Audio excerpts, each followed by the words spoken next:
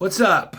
Uh, Sad to say, it is time to do the memoriam for 2024. These are the musicians that we lost this year, and we'll start with some of the most important ones.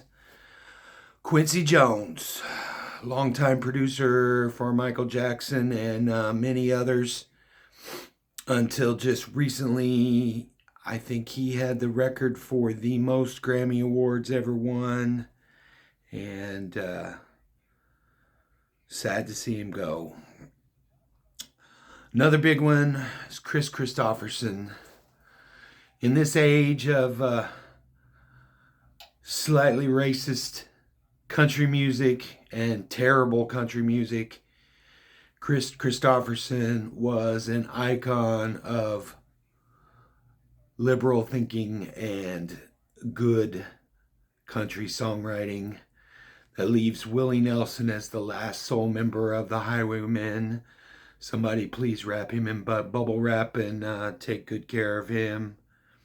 He's the last of a dying breed for sure. John Mayall, probably one of the most important figures of the British blues rock invasion in the early 60s.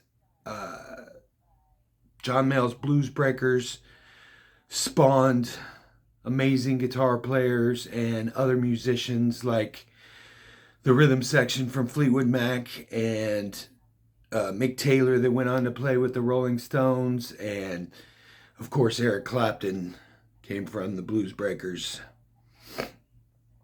Dickie Betts, as far as guitar goes, is a legend from the Allman Brothers. Allman Brothers are slowly fading one by one. It's kind of sad to see. So all these guys get older and older and older. Phil Lesh, original member of the Grateful Dead, leaves only one or two members of the Grateful Dead still alive, Bob Weir and Mickey Hart, and I think the other drummer, Kretzman, or whatever his name is. Duane Eddy, another guitar legend, more of a surf rock. I think of him as kind of surf rock. It's not really surf rock, but it's that big dum-dum-dum-dum-dum-dum-dum. I always think of him as the James Bond theme, but he did not play the James Bond theme. He played a lot of stuff that sounded like that, but the guitar player that did play the original James Bond theme, that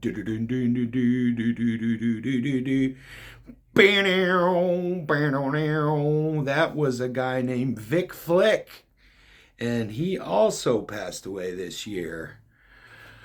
Also, we had Peter Sinfield, who was original member of King Crimson. I think he mostly wrote lyrics. I don't think he played any music, but mostly wrote lyrics for King Crimson.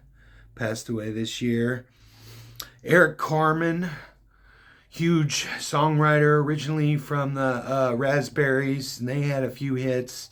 And then he had hits by himself, All by Myself and Hungry Heart, I think was him. That was the big one. Greg Kihn had a few hits through the 70s and 80s. The breakup song. A lot of people don't know by the name, but it's that one that goes and he also had a song called Our Love's in Jeopardy, Baby, that Weird Al parodied in the early 80s. All of the members of the MC5 are now passed. Dennis Thompson passed early in the year. And Wayne Kramer, who was still playing as the MC5, put out their last great album and was still pushing a version of that band, also passed away.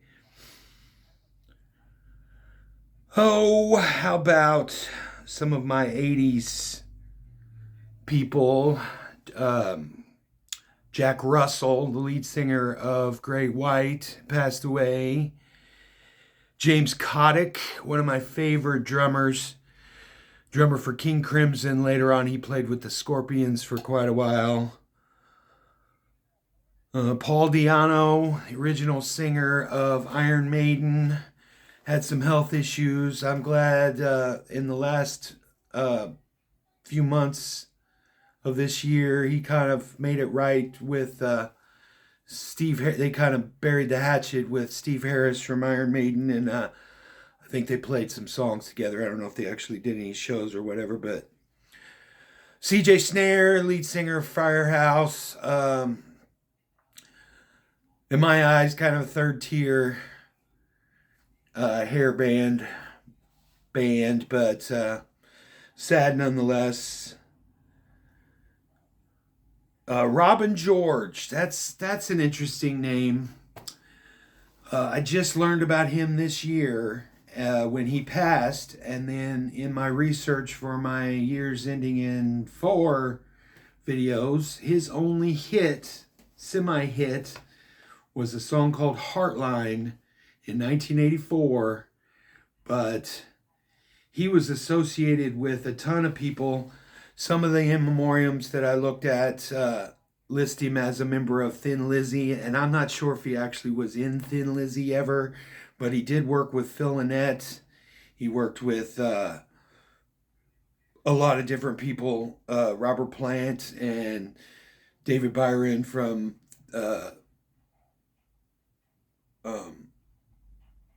Uriah Heep, and he was a good-looking guy, great guitar player, great singer, and just never could quite break through to the mainstream. So it's kind of sad that T.M. Stevens was a bass player, mainly session guy, most famous in my eyes from playing on Steve Vai's Sex and Religion album. He had a great look, dreads, always wore sunglasses, real flashy style, real flashy look. Steve Albini was a punk rock guy. He was in bands like Big Black and Shellac, and ended up being a producer. And he produced In Utero, and I think Smashing Pumpkins and L7, and later on did the Walking into Clarksdale album for Robert Plant and Jimmy Page, and always struggled to make it. He had to leverage his house to keep his studio running because he never would take points on records. He would never take royalties. And he would have been a millionaire. He would have never had to worry about anything ever again if he would have just taken royalties off of In Utero. But it was just against his principles, and sad to see somebody suffer that much. But it's good to see somebody that sticks by the principles through suffering. All right, I'll get off my high horse now. Herbie Flowers was a bass player. Mostly known through the 70s. He's the guy that plays that bass line on Walk on the Wild Side for Lou Reed. That boom, doo, doo, doo, doo. And I never realized that. I always thought that that was an upright, but it's actually 2 different parts. He did the upright part, and then the harmony is an electric bass, so that's why it's got such a unique sound. But he also played with David Bowie a lot. He plays on Space Oddity and a lot of other David Bowie stuff. Staying in the 70s, we lost John Barbetta, who originally was the drummer for the Turtles. Ended up playing with Crosby, Stills and Nash and Young, probably, I think. I can't remember what albums he was on with that, but I know him mostly as the drummer for the Jefferson Starship in the 70s. And I got to meet him one time. He put out a book, and I met him on the book tour and talked to him for an hour or 2. And it was that was a lot of fun. Shifty Shell Shock passed away. He was the lead singer of Crazy Town, one hit wonder, you know, the song Butterfly, made up of the sample of the Chili Peppers song, but that's a whole nother story. He was actually booked to play our club that I work at, and the promoter had said, yeah, this is the first time he's going out without some kind of handler, so if you could keep him from drinking, that would be greatly appreciated. And we were like, it's not our job to babysit the bands and stuff. And he passed away like 3 weeks before he was supposed to be at our club, so that's kind of crazy. David Sanborn, saxophone player through the 70s. He's probably on 1,000 recordings, mostly soft rock and yacht rock type of stuff. But he was in David Bowie's Young Americans band when he disbanded the Spiders from Mars and put together his more soul R&B band for the first half of the second half of the 70s, before the whole Berlin trilogy and all that stuff, the Young Americans era. But you look at the list of stuff that he played on, and you almost can't listen to a 70s radio station without hearing Dave Sanborn at least a couple of times. Bill Breyer, drummer from My Chemical Romance, passed away. Those circumstances seemed kind of fishy. He was kind of a troubled guy, and apparently nobody had heard from him for a couple of weeks, so that's kind of gory. Toby Keith passed away. I do not like Toby Keith's music, and I don't think I really like his politics too much. He leaned into that whole pro-America thing after 9/11, and some of his songs are just terrible. The Taliban song is just reprehensible, and probably his biggest hit is Unlistenable, that Red Solo Cup. Oh my God, don't even get it in my head. Oh, it's so fucking terrible. But as a person, he seemed like an okay guy, so that's kind of sad. On the other side of the fence, we lost Mojo Nixon. And the most I know about Mojo Nixon was he's referenced in that Dead Milkmen song, Punk Rock Girl. I asked if they had Mojo Nixon, and they said he don't work here. He had some funny songs. I want to have Debbie Gibson's Love Child or something like that. And man, I watched a documentary about him, and he was a wild and crazy guy, that's for sure. Is loud and abrasive and funny as shit. Oh, Mike Brewer from Brewer and Shipley. One Toke Over the Line was their song.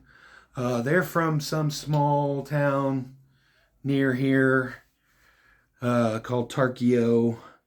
And I didn't know that those guys were still alive, actually. Melanie,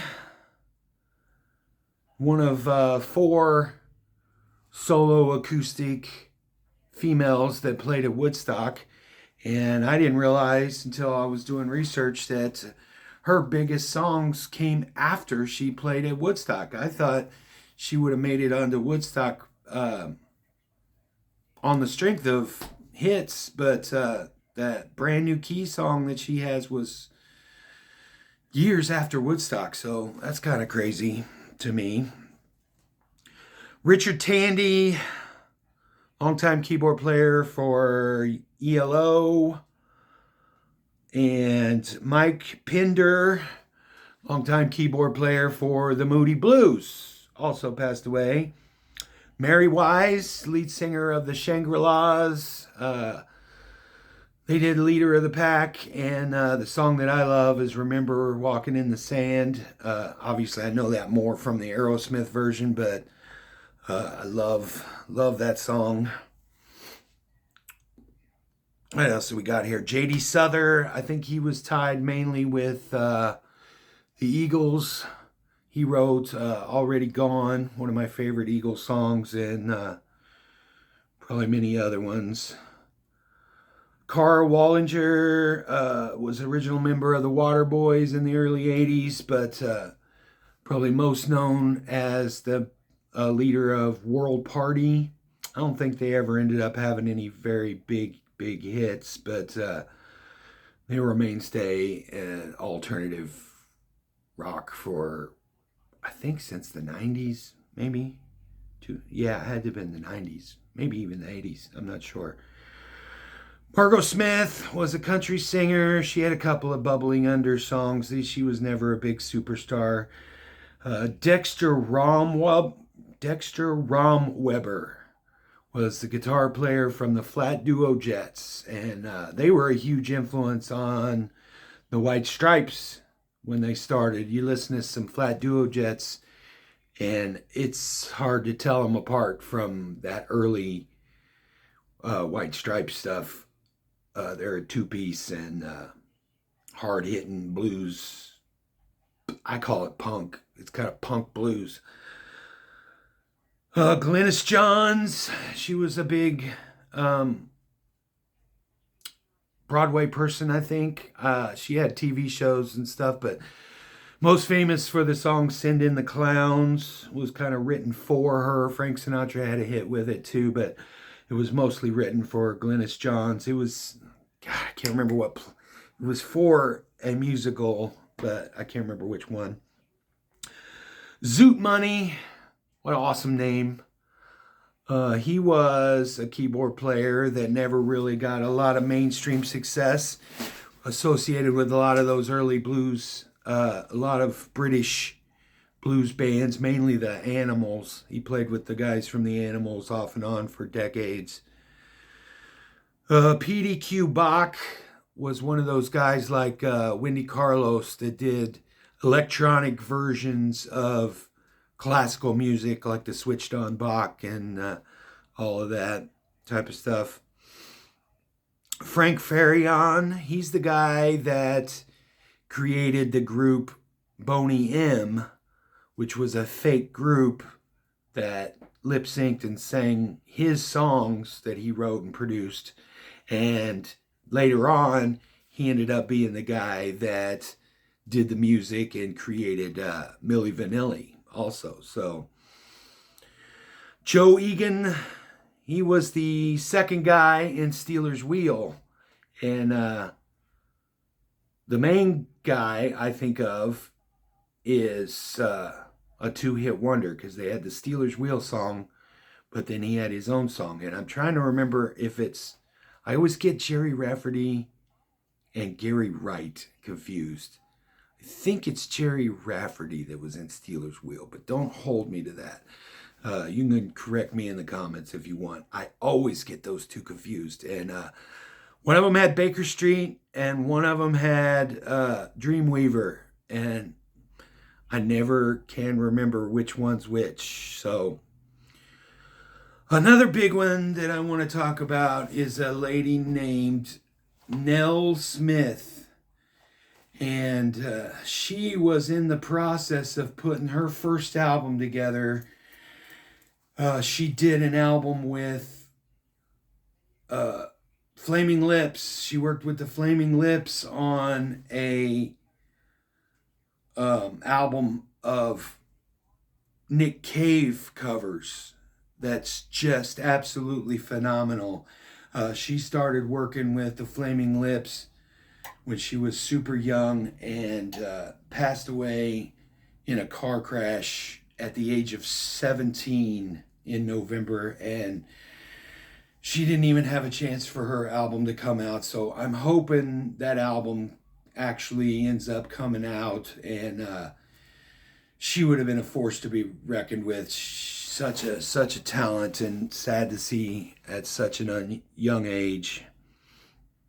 A few more here. We have Mark James, who's a songwriter. He wrote Suspicious Minds for Elvis and several other Elvis songs.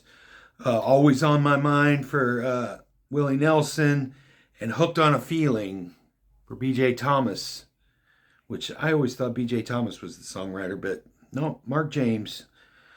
Will Jennings, he was more of a lyricist, but he wrote the lyrics for Up Where We Belong, the Officer and a Gentleman song that Joe Cocker and who was that? Jennifer Warren.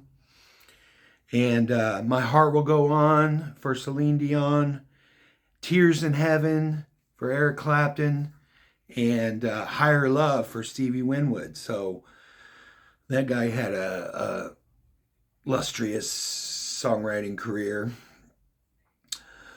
We have Jack Jones, who was kind of an adult contemporary, grandma music, most famous probably for singing the Love Boat theme, which is kind of cool. And then a couple other old people music. Sergio Mendes, I think, was a lot of bossa nova, and I don't know, I think of it as grandma music. Steve Lawrence was another fixture of late night TV. He had a lot of hits with, I think his wife was Edie Gourmet, and I didn't recognize any of the songs that he sang, but you still have a lot of these old guys that are still kicking. Linda LaFlame was a member of a band called It's a Beautiful Day, and they were amazing. That's one of my dad's favorite bands, so I heard a lot of that growing up. They were one of the bands that, I can't remember who it was, but Bill Graham flipped a coin because they could only send their production company or something. I can't remember the actual details. But they could only send one band to Woodstock, and they flipped a coin, and it ended up being the Grateful Dead that got to go, and It's a Beautiful Day didn't get to go. So I think that is one contributing factor to why they never really blew up super big, but really cool music. Richard Perry was a album producer. I have to look up the name again. I didn't write down any of the names because I thought I would remember. So maybe they were important people that he produced, but I can't remember. Richard Sherman was a songwriter for Disney. He wrote a lot of the songs in Mary Poppins, and he wrote Supercalifragilistic and a lot of that era of Disney stuff. He wrote just a ton of those songs from those Disney musicals. And last, I'll mention the Bee Gees. All of the Bee Gees have passed away except for Barry Gibb. But it's an interesting situation because their very first drummer, when they were having hits in the late 60s and early 70s, was Colin Peterson. And he passed away. And like a week later, Dennis Bryan, who was their drummer through their disco period in the late 70s, just passed away. So I thought that was kind of an interesting thing. If human death can be interesting in any way. There's also a lot of people. I ended up making a separate list whenever I'm compiling information for these videos and stuff. I always find anomalies of things and I'll set them to the side. And a lot of times they grow. Like I ended up doing 1994 had a lot of cover songs, and 1984 had a lot of one-hit wonders. So I just do whole side videos of those. But in Memorium, there ended up being a lot of deaths this year. A lot of people that passed away that were associated with other people, like family members or spouses or siblings or even just musical partners or business partners or whatever. So I'll go through a few of those here now. Melinda Wilson, longtime wife of Brian Wilson, passed away. And she can be seen portrayed in the movie Love and Mercy about Brian Wilson. And she was a big help in kind of keeping Brian Wilson level-headed and sane in the last couple of decades. So I imagine he'll be kind of on the list in the next couple of years. A lot of times those kind of siblings don't last very long after that siblings. When a spouse dies, a lot of times the surviving spouse just doesn't last very long without their partner. And that was a very, very important codependent relationship. But also we had Bruce Springsteen's mom passed away. Bon Jovi's mom, Carol Bon Jovi, passed away. Jerry Abbott, Dimebag and Vinnie Paul's dad, passed away. Kobe Bryant's father passed away. Oh, Samantha Davis, Warwick Davis's wife. I think she plays his wife in the Willow movie from the 80s. She passed away. Eleanor Coppola, Francis Ford Coppola's wife and mother of Sofia Coppola, aunt of Nicolas Cage, I think. They're Hollywood royalty.